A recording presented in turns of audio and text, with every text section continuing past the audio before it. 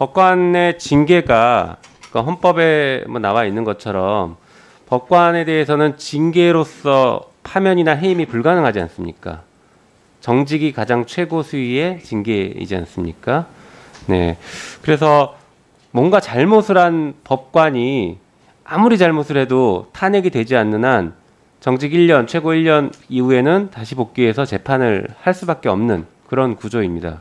지금 상황이 우리 현행 헌법의 구조 하에서는 잘못이 있는 판사가 재판에 다시 복귀하는 일이 비일비재할 수밖에 없는 구조이고, 그러한 구조를 제대로 끊어내거나 문제를 제대로 시정하기 위해서는 탄핵 제도가 제대로 활용돼야 될 수밖에 없는 구조이지 않습니까?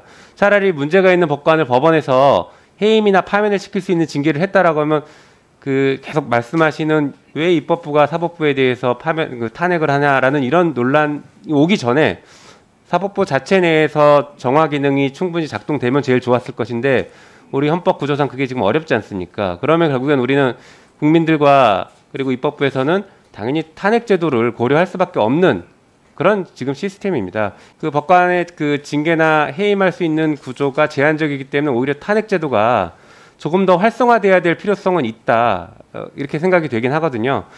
예를 들어서 이번 그 임성근 판사에 대한 탄핵 사유가 재판 개입이지 않았습니까? 재판 개입 아무도 몰랐습니다. 심지어 그 재판을 받았던 피고인조차도 몰랐습니다.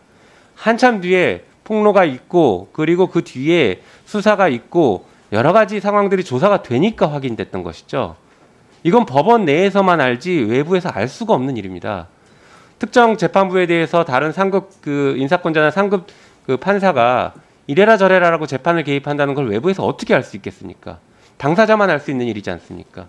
그런 것들을, 그것이야말로 정말 그 재판의 독립을 실질적으로 침해하는 행위들인데, 그런 행위들을 탄핵 대상으로 삼을 수 있는 행위들을 외부에서 알 수 없는 것을 법원 내에서 조사해서 확인이 되면 통보할 수 있는 절차, 이런 것들은 또 필요할 수 있다, 이렇게 생각이 되거든요.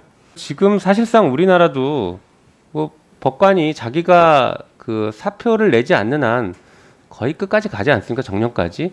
그 부분은 저도 비슷한 구조라고 생각되고, 꼭 그것 때문에 이 제도가 필요하다 아니다라고 평가하기는 좀 부적절하다고 생각합니다.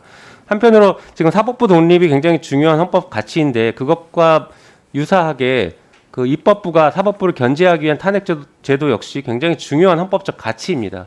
그렇지 않습니까? 맞습니다. 안녕하세요. 응징언론 서울의 소리에서 해외 특파원을 모집합니다. 해외 특파원은 한국인이 거주하는 곳이면 세계 어느 나라, 어느 도시라도 가능하며 모집 인원 제한은 없습니다.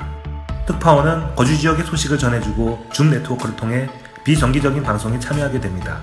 세계 곳곳에서 대한민국을 바라보는 세계인의 시선과 현지의 소식을 대한민국 민주시민에게 전하며 소통할 수 있는 해외 특파원 모집에 많은 지원 바랍니다. 감사합니다.